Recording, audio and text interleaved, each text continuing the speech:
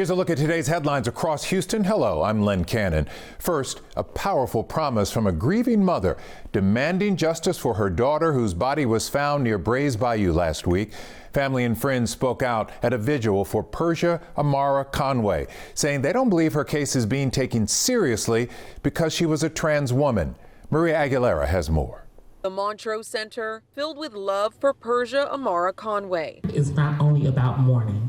Family, friends, advocates, and community leaders came together to honor her life and support a family searching for answers. What I will carry in my heart until the day that I die is that my daughter was true to herself. According to Houston police, her body was found last week on Memorial Day in a stormwater catch basin near Brays Bayou.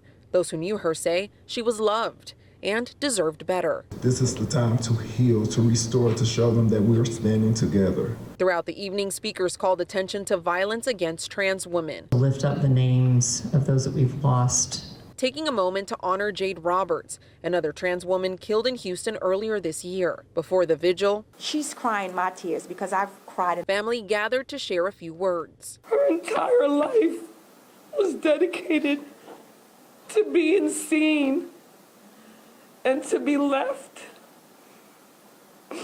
outside with no dignity is heartbreaking. Conway's family says they are determined to keep pushing for answers. I am committed to continue to say my daughter's name each and every day until justice is served. Her mother shared a message for other parents of trans children. Fight for your child.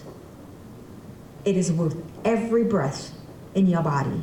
A message of love and a promise that her daughter's name will not be forgotten.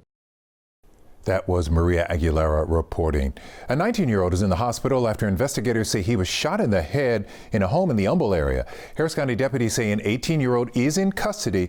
They believe the shooting may have been accidental. Jalissa Garza with the story.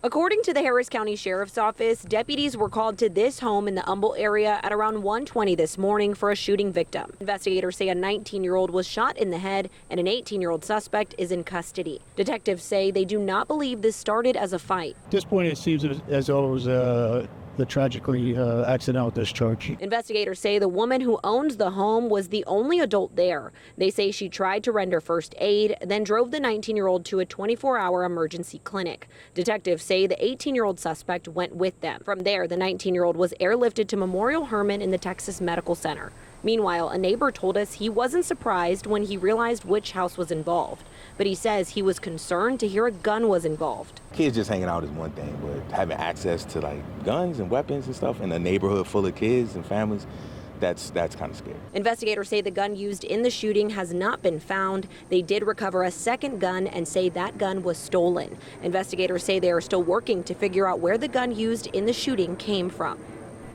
Hundreds of potential identity theft victims in multiple counties may have been uncovered during a single traffic stop in Bel Air. We're hearing from the city's new police chief about the ongoing investigation you might want to pay attention to. Jason Miles in Bel Air with this story. Right now, Bel Air police are working to get in touch with potential victims in this case. They may stretch as far as New Braunfels. In his first interview since becoming Bel Air's top cop just 2 weeks ago, I'm very excited to be here. Chief Jason Hester spoke with us about a traffic stop this week that launched a much bigger identity theft investigation. Identity theft has always been an issue. It's been on the rise as of late. Hester says officers conducted a traffic stop along this stretch of Cedar Street after a tip from authorities in New Braunfels regarding a fraud suspect believed to be in this area. Inside the vehicle, police say they found personal identifying information like addresses, dates of birth, and social security numbers belonging to approximately 250 potential victims. The driver, identified as Wendy Myers, was arrested on numerous outstanding warrants out of Guadalupe, Harris, and Montgomery counties. So far, police have identified 128 potential victims from the evidence they uncovered. We would like to impress upon the general public to ensure that they're monitoring their credit report and subscribe to any of those services that are offered, and pay close attention and be vigilant in identity theft that's happening. Right now, the investigation includes figuring out how identifying information from all of these people may have been obtained, whether electronically or through mail theft. Joel Johnson, will you please stand up? Meanwhile, a passenger in the car with Myers, Joel Johnson, seen here in probable cause court, was arrested on unrelated warrants for burglary and assault, although Bel Air police say their investigation is far from over. Sounds like this is not limited to Bel Air. It is not, no. The chief mentioned credit monitoring. That's a good way to flag any potential issues. If you suspect you have been a victim of fraud or identity theft, freeze any accounts and, of course, report it. Reporting from Bel Air, Jason Miles, KHOU 11 News. West Nile has shown up in at least one Sugar Land testing pool. Now the city is stepping up mosquito control efforts as all this rain creates ideal breeding conditions. Katira Woodfrey explains why the wet weather could mean more mosquitoes and a greater risk of mosquito-borne illness. It was a much wetter spring than last year, so mosquitoes are also bringing forth new life, amplifying the risk of mosquito-borne illnesses. The city of Sugar Land says a mosquito pool tested at the end of May came up positive for West Nile. The sample was taken from the community near Lexington and Sugar Crossing. The city will continue treatment once a week, but will ramp up efforts in the impacted area, targeting inlets, manholes, and drainage ditches. People who live in the area believe mosquitoes showed up a bit earlier than usual this season. Crazy. It seemed like we went from love bugs to mosquitoes quick. Which ones are more bothersome? I would say the love bugs were, but it's starting to be the mosquitoes. It's rainy too, where he's saying the grass are wet. I'm talking about you out here, you going like this, you smacking it, like, you know, so it's like, stay protected. Prevention is key, so you're urged to use the 4 Ds. Defend, using DEET spray, dress in long sleeves and pants, take precaution during dusk and dawn, and drain standing water. So far, there are no reports of West Nile in human cases, but mitigation efforts will ramp up in this area. Reporting in Sugar Land, Katira Winfrey, KHOU 11 News. Love bugs to mosquitoes. That is a wrap of your Houston headlines. I'm Len Cannon. I'm Quita Culpepper in Austin, and we have a clearer picture of the budget cuts coming to Austin ISD. The district is now recommending cutting as many as 558 positions as it tries to whittle down a $181 million budget deficit. Here's reporter Daniel Gomez. Education Austin President Ken Zarafis says he's trying his best to stay positive as Austin ISD faces a $181 million shortfall. I want to say that there's some positive things by the district, but at the end of the day, when I look through the list and I look at everything that's getting hit, everything is getting hit. Downtown got hit, transportation got hit, you know, teachers got hit, everything got hit in the district. It's just a terrible situation. In a letter to families, Superintendent Mateus Segura says 558 positions are potentially on the chopping block. That includes the 215 teaching positions announced last month and 228 open positions. An Austin ISD spokesperson says there could be reductions in support staff, including assistant principals, counselors, and librarians. I know that the job has gotten more difficult. When I left in 2010, I thought it was difficult. Now it's just impossible. The district says it's also identified other cost-saving measures like decreasing teachers' planning time and increasing class sizes. And leaders plan to offer all certified teachers alternative placements. But Zarafis worries this will worsen morale for all educators. I know that the job has gotten more difficult. When I left in 2010, I thought it was difficult. Now it's just impossible. While AISD leaders have said that these cuts are necessary, Zarafis says he can't help but to worry about what the future means for teachers and students. Ken, where do we go from here? Oh, where do we go from here? And that was Daniel Gomez reporting. The board will have to sign off on any cuts when they approve the budget for the next school year. Austin police have arrested a man on a murder charge after the victim's body was found in a trash can. APD announced they have 68-year-old Joseph George in custody. They believe he killed 59-year-old Duck Vo. City employees found Vo's body in a trash can in South Austin on Saturday afternoon. He'd suffered blunt force trauma. Austin police are hoping newly released video from a Houston killing will help them solve a murder that happened in Austin nearly 4 years ago. On August 25th of 2022, Austin police say someone shot and killed 27-year-old Cam Nick Campbell near Barton Springs Pool. Police say Campbell was a DoorDash driver and was parked there waiting for orders. They described his killing as an ambush. Police collected fired cartridge casings from the scene, and a few months ago, they got a match in the National Integrated Ballistics Identification Network.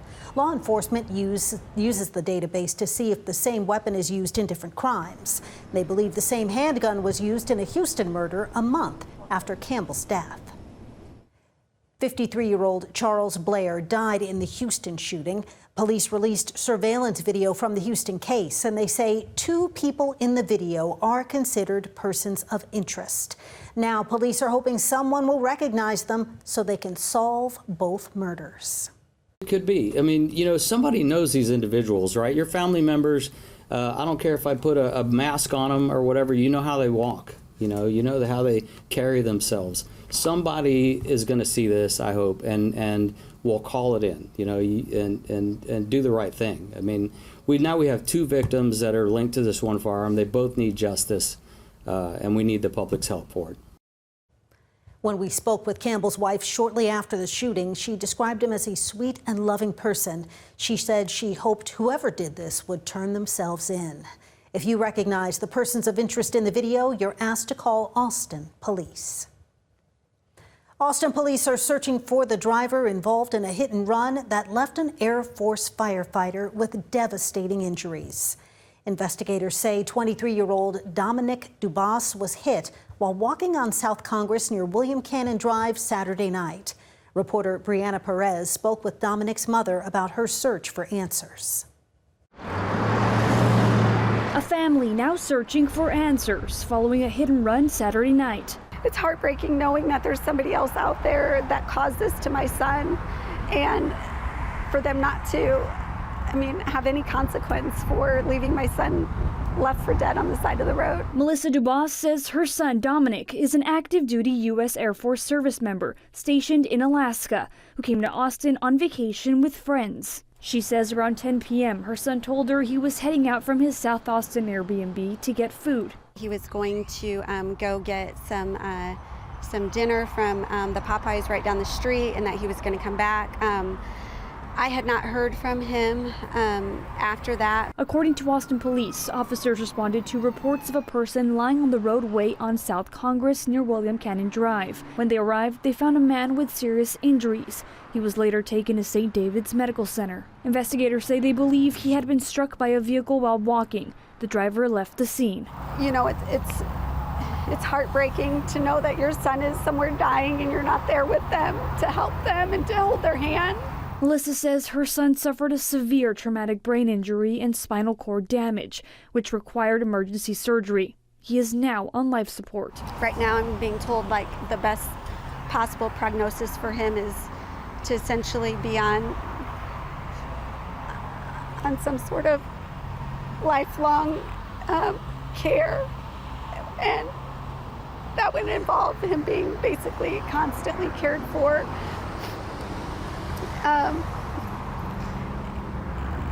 And that's if he were to even make it to that. She describes Dominic as a fighter with the heart of gold. He joined the military at 19 and he was getting ready to be sent to a new military base in Maryland. Family is now turning to the community for help. They ask anyone with information or surveillance video to contact police.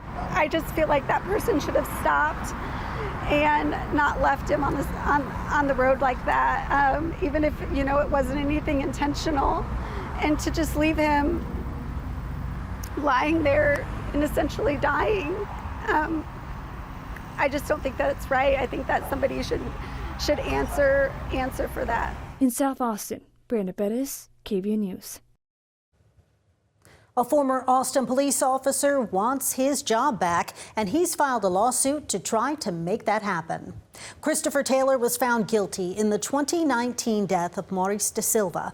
Da Silva was experiencing a mental health crisis and was holding a knife when Taylor shot and killed him. Last year, a court overturned Taylor's conviction, and since then, the state has reinstated his peace officer's license.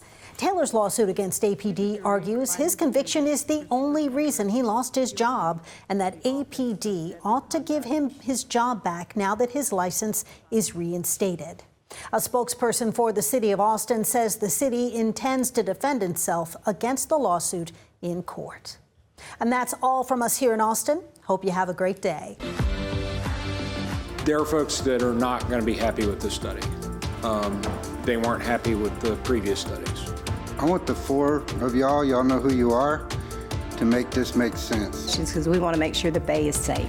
We're doomed if you keep trying to put this on the docket. We're just beating this dead horse over and over and over and over again. But I'm here to ask you to support this project, and I know that's an unpopular opinion. You're asking us to go out on a limb, and I'm not comfortable with it. This may never go anywhere. Okay, there being no further business, this meeting is adjourned. A 15-hour city council meeting ending in a vote to delay a decision on desal. Hi, I'm Leslie Adamy here in Corpus Christi. At 2:20 Wednesday morning, in a 7-2 decision, Corpus Christi leaders ultimately vote to table movement on the Inner Harbor desalination plant until September 1st. A vote that has the governor's office now weighing in. In a statement, the governor's chief of staff, Robert Black, saying in part, quote, "For the second time in 6 months, the council could have taken meaningful steps to meet the long-term water needs of their citizens. Instead, they chose to bicker, blame, and hide behind excuses and studies rather than take action." Going on to say, when courage and leadership were badly needed, the Corpus Christi City Council once again completely failed the citizens they represent, end quote. And the governor's office says the state has already done its part, fully permitting the Inner Harbor desalination plant. And now the focus is turning to what this latest delay could cost the city of Corpus Christi. Natalia Osuna has more. It was here at City Hall where, after hours of discussion in a meeting that lasted until 2 a.m., City Council members ultimately decided to table the Inner Harbor desalination plant. Now, what does that mean for state and federal dollars for the city? Make a motion to table this until September 1st. 5 hours of public comment on the controversial Inner Harbor desalination plant. Kill it. Stop tabling it. If you're going to postpone it, support it eventually. We have the funding, and we have our leaders in the state and federal government telling us they're going to help us with it. Let us help ourselves. With back and forth from council members, ultimately deciding to table the project to September 1st. This meeting is adjourned. Mayor Paulette Guajardo. The outcome of yesterday's meeting was critical because everyone was watching. Says that postponing the vote could impact state and federal funding for the city's water projects. Credit agencies, state agencies, federal agencies, everyone was watching, and they wanted to see where we were going because it's been said we need to have a strong path forward and move forward. Guajardo says that the project is the only drought-proof option currently on the table, and delaying it again puts state and federal water support at risk. Every delay creates more uncertainty. State and federal partners want to see commitment, they want to see progress and a clear path forward. So while tabling the item last night did not cancel it, it does slow momentum on a project that is critical to our long-term water security and, of course, our economic future. Natalia Osuna, 3 News. And that is a quick look at some of what's happening here in South Texas.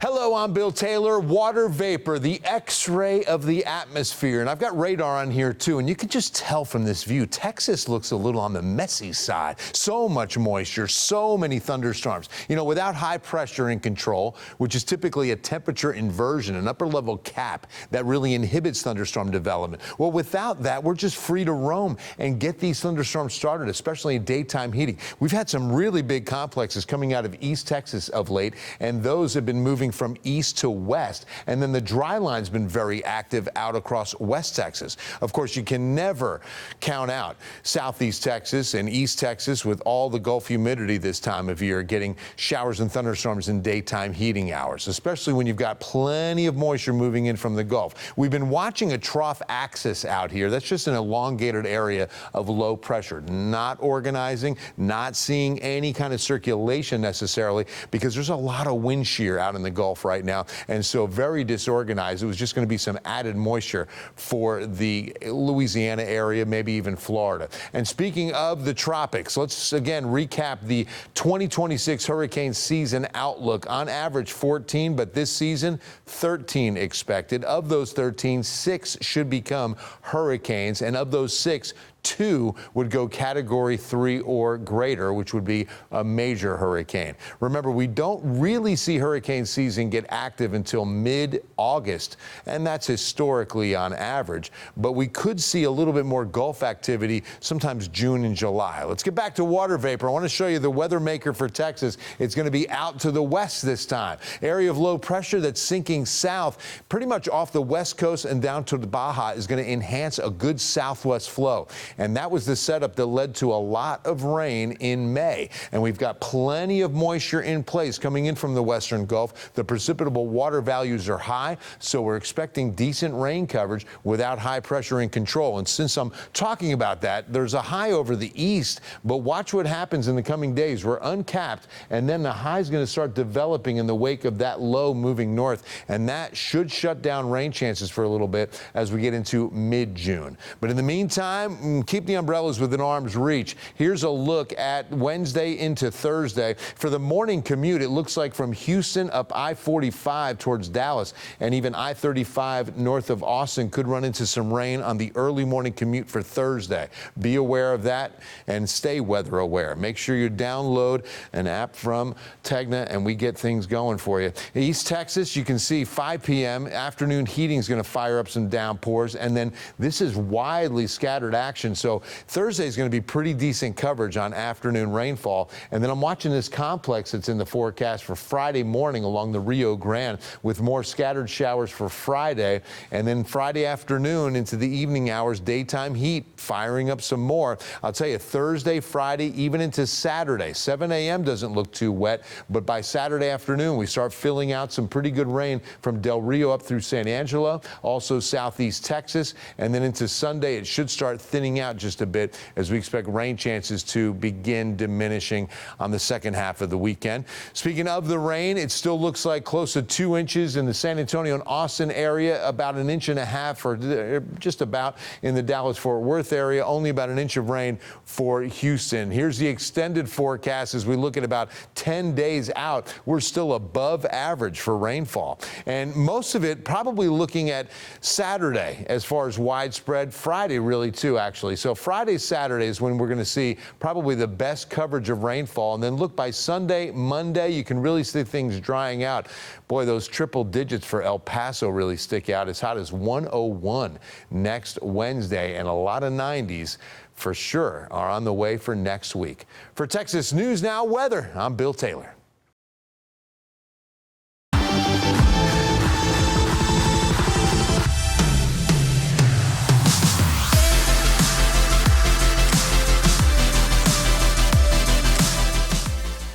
I'm Chris Lawrence with your top stories in North Texas. A robotics company is getting worldwide attention after a stunt inspired a policy change. Transportation reporter Janelle Ford caught up with the creators behind some viral moments. If you've been anywhere on the internet the past couple of weeks, chances are you've already met Stewie. The humanoid robot flew Southwest, helped spark a brand new airline policy, and in the process turned a North Texas robotics company into the internet's newest main character. There was a PR element to it, but there was no way we expected it to get this big. Behind the viral video is a garage tucked away in North Dallas, where engineers are building, testing, and teaching robots how to interact with the world. We're building a small robot army, you can say. Aaron Medizada co-founded the robot studio less than a year ago. Today, his team rents robots for events, sells them, and programs them for commercial use. My circuits are buzzing with curiosity and readiness. Last month, Stewie was in Vegas for a conference when they decided to buy him his own Southwest ticket to fly in the cabin home to Dallas. Robot handler Daniel Balurian documented the whole thing and then watched the internet do what the internet does. I had him play like some Michael Jackson music, do some random dances, mostly like dabbing people up or saying like, hey, what's up? Some people are freaked out. The video exploded online, and soon after, Southwest updated its policy banning human-like and animal-like robots from cabins and checked bags, raising concerns about the lithium-ion batteries used to power them. Where's Stewie at? Stewie is working today. He cannot be reached for comment. The whole ordeal definitely has some humor, but the stunt has also sparked a larger conversation. As humanoid robots move out of labs and into airports, events, businesses, and everyday spaces, where do they actually belong? Humanoids are going to be everywhere. I think that they're like more and more capable every day. And the more these robots show up in the real world, the more the real world has to decide how to make room for them. We're happy to be at the forefront of that discussion. In Dallas, I'm Janelle Ford. The Dallas Stars and Mavericks each announced plans to leave downtown, and elected officials are still grappling with what to do with City Hall. As Luke Clary reports, stakeholders are demanding more accountability right now. City of Dallas has two big questions in front of it: how to keep downtown moving without two of its biggest sports teams, and what to do with the building at the center of city government. A new city briefing put the cost of repairing and using City Hall at more than $1.5 billion over 20 years. Those numbers match an earlier study that some groups used to push for demolishing City Hall and building a new sports arena here. But now, both of downtown's pro sports teams are moving north, so that idea is off the table. Councilmember Resendez says the two issues should not have been so tied together. We're going to have to make a decision whether or not that's the right route, regardless. And that's, not even taking into account the discussion of the Stars or the Mavericks. Some downtown stakeholders criticize city leaders, saying they should have fought harder to keep the Stars and the Mavs. As for City Hall itself, council members will take up that question at a meeting later this month. In Dallas, I'm Luke Clary. Now, fans will have to get used to going to these new arenas, but senior political reporter Jason Whiteley says it could affect everyone. Here's what he said on the Ultimate Dallas Sports Show. They've already announced they're leaving. Yes, there's still a chance that the city could work out something. But if the City Hall cannot work that out, the city budget is going to take a massive hit. That means fewer police officers on the street, less potholes filled, maybe less trash picked up. This is an existential issue that I don't remember in 20 years of being here that this city has really ever faced. Wow. Former Cowboys great Deion Sanders is giving us an update on his battle with bladder cancer. He was diagnosed with an aggressive form about a year ago. Sanders had his bladder removed and underwent a reconstruction in which they built a new bladder from the patient's small intestine tissue. Sanders says he's cancer-free and ready for his fourth season coaching Colorado's football team. I'm good. Great doctors in Colorado that has brought me through. God has brought me through. I'm thankful. I'm healthy. I got my swagger back. Like, I'm ready to go coach my butt off this season. And I'm having a good time. Sanders credits early detection for his successful treatment and recovery. Now to a bittersweet story in Fort Worth. A firefighter is in hospice care with pancreatic cancer. But as Kevin Reese reports, he has a final wish he needs help to fulfill.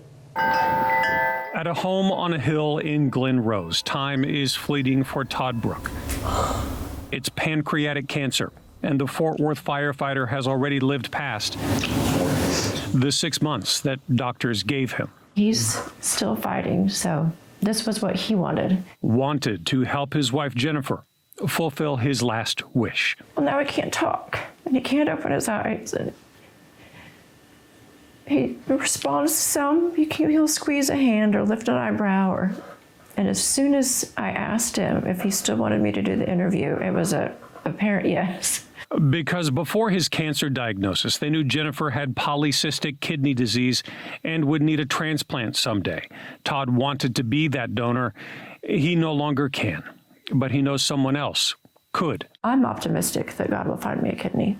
I'm very optimistic. The ultimate goal would be for me to get a kidney, but for others to get one also, right? Because so many people are waiting. Yeah. Yes, yes. Jennifer is one of 90,000 people in the U.S. waiting for a kidney donation, a wait that can be as long as 7 years if a living donor isn't found. Now a firefighter's dying wish is to keep his wife and more people alive. When your donor finally arrives, you're still going to credit this man for that donor. Is that fair to say? Yes, sir. You still feel like he's saving you? Absolutely. Anybody that's ever been in love, they know what they would give for that other person. But hopefully we can all learn and watch and grow and get better because of the story that we're showing and stuff right now. I still believe that God could still heal him right now, and he could get up tomorrow and he could be fine. But maybe not, that's not God's will for him. Maybe he's supposed to go. But the end goal is what he wanted, is for people to know that lives can be saved if more of us would consider being life-saving heroes too. In Glen Rose, Texas, I'm Kevin Reese. If you'd like to learn more about becoming a donor, open Kevin's story on WFAA.com. We've posted a link to UT Southwestern's transplant program. And those are your headlines from North Texas. I'm Isis Romero, and this is the news in San Antonio. Across the city, fans are finding their own ways to celebrate the Spurs. Some are wearing jerseys, some are flying flags, and some are making their Spurs pride permanent. Roxy Van Ruten takes us inside a local tattoo shop where the NBA finals are already leaving their mark. How much do you love the Spurs? Enough to put them on your skin forever? At Twisted Tattoo, the NBA Finals have brought a new wave of customers through the door.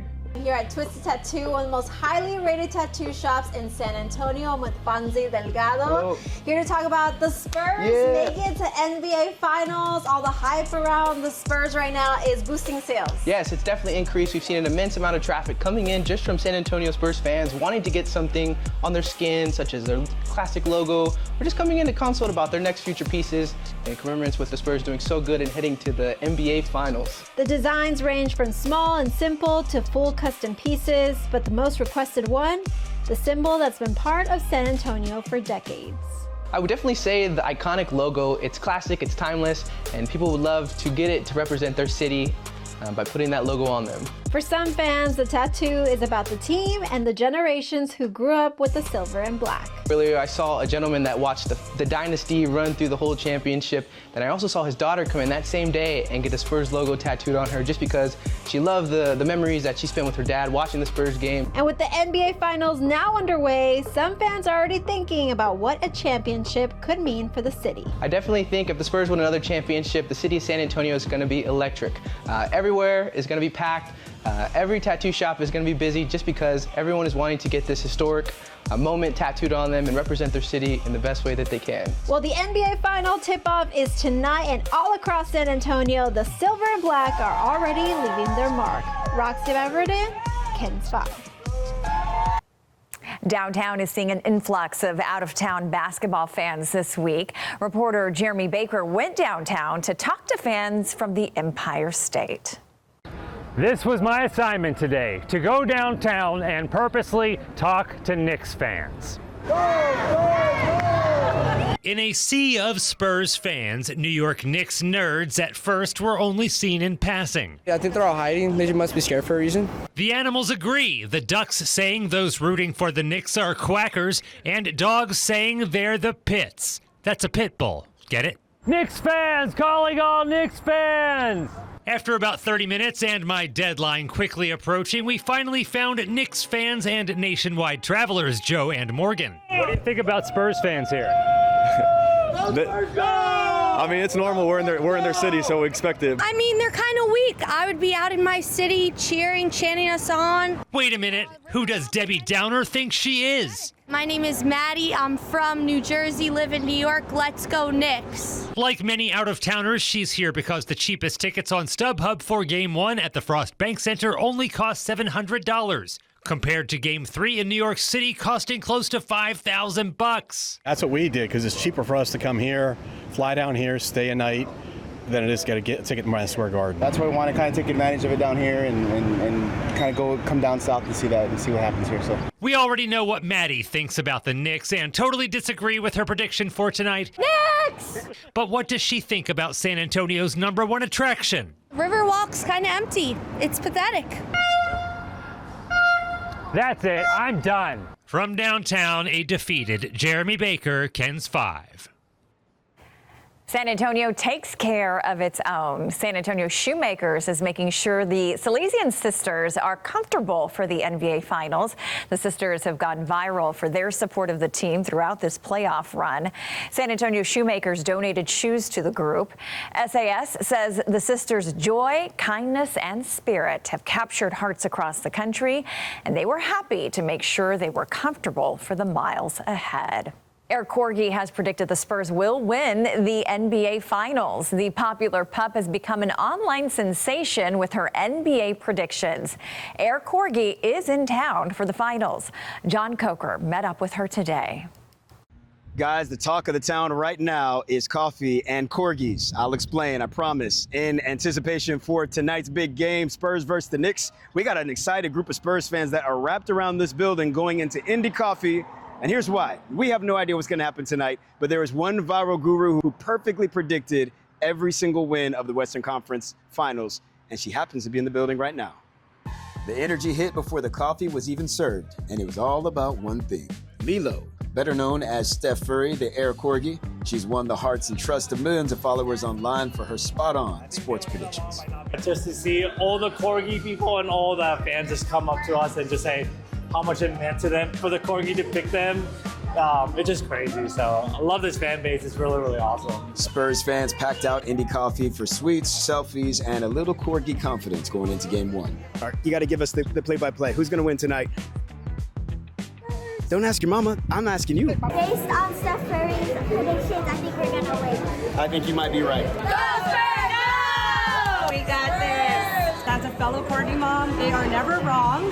And so we know that Eric Corgi is coming through, and she's going to be right. Spurs! Go Spurs, go! We're going to win! We're very passionate about the San Antonio Spurs, and they've been such a huge part of especially the coffee scene here in San Antonio. So we're so glad to have the privilege and the opportunity to continue to support that culture.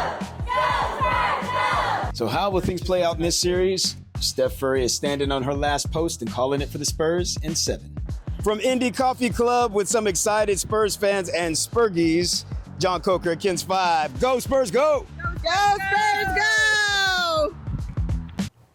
Go Spurs, go! And that's the news in San Antonio.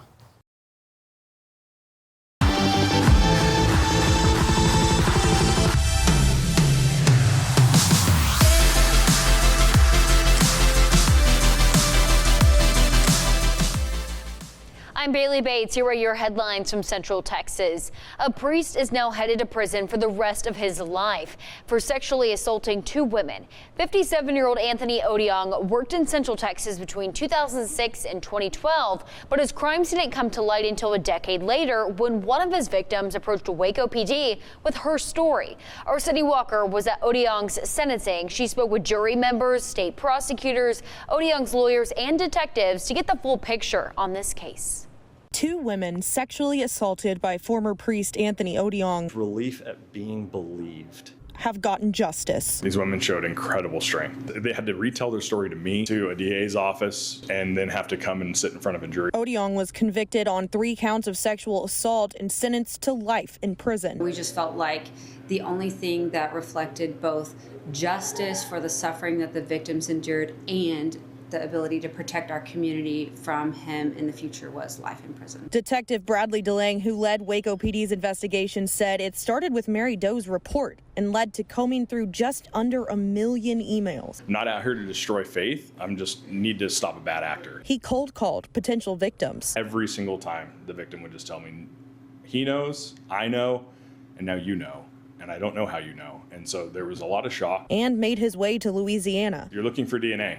You're looking for something more than just somebody's story. And that child is living, breathing DNA that sexual activity had occurred. The prosecution said they began prepping for the trial about 2 years ago. Lots of legal research because there were several unique legal issues in this case. Preparing to explain to the jury an aspect of sexual assault that often doesn't go to trial. Sex acts in this case were physically consensual.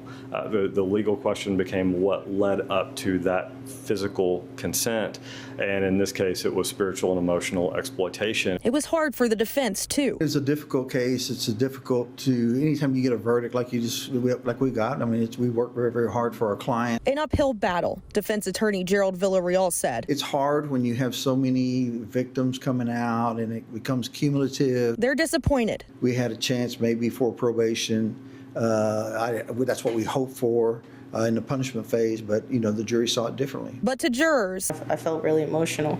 I couldn't imagine how the victims feel and having to live with that every single day. They found it clear he was guilty. We were pretty much all on the same page, just because we didn't consider probation was a fit because of the fact that it was so many victims and so many of the same reoccurrences. She said the hard job was worth it for the victims. It was a relief that we made the right choice, but it was still tough. And both Detective DeLange and the prosecutors thank the brave women, both the ones who testified and the ones who still suffer in silence. I don't think we'll ever know exactly how many. And that was Sydney Walker reporting. Meantime, a young life remembered and a community united in grief. Hundreds gathered in Copper's Cove to celebrate the life of 17-year-old Mia Griffin. It was a time of reflection for everyone and a reminder that they will see Mia again one day. 6 News anchor Adriana Alexander has more on what took place at the memorial service. The tears were plenty. Tomorrow's not promised to any of us. The memories were powerful. She was a joy, a total joy. And the love for Mia Griffin filled every seat in the room. Mia will want to be remembered for the love she gave, the way she treated people, and the memories she created with those around her. The 17-year-old was killed during a shooting at the Belton Lake Outdoor Recreation Area over Memorial Day weekend. The Christian House of Prayer in Copper's Cove was filled Tuesday as hundreds came to celebrate Mia's life and remember the impact she's had on those around her. Mia's grandmother described her as a beautiful girl with a vibrant spirit. And we all loved her, all the family. We love Mia, but we know that God got her. He got her. Mia was just days away from turning 18 years old and graduating from Harker Heights High School before her life was cut short. The Army Criminal Investigation Division says the case remains active, with agents still gathering evidence and conducting interviews. Officials tell us they aren't releasing new information right now, and they're urging anyone with information to contact CID. As Mia's loved ones wait for justice, Mia's track coach offered these words of comfort. I know everyone's crying. It's her mom, it's her dad. You'll see her again. You'll see her. She's gone in. We just want to make sure that we're going the same way that she is. And those are your headlines from Central Texas. Here are your headlines from Southeast Texas. I'm Nick Canizales. The teens involved in Monday's deadly shooting at a Beaumont apartment complex are now behind bars. According to a probable cause affidavit, 3 witnesses identified one of the shooters as 18-year-old Dravion Wilson. He was arrested for aggravated assault. Now his bond is set at $850,000. The other, a 15-year-old whose name is not being released due to his age. Investigators say the incident started as an argument in the apartment parking lot, then it spilled into a nearby park. 2 women were shot while sitting in a car nearby. Nastanzia Corbin died on Wednesday. Sergeant Haley Morrow with the police department is asking parents to set up help, saying that the department cannot fight youth violence alone. We just really encourage anyone who have young children in their lives to get in their business, know who they're hanging out with, what they're doing. There's absolutely no reason that someone 15 years old should have a handgun in their possession. And so we need parents to step up, get involved, and find out what their kids are doing, who they're with, and hold them accountable.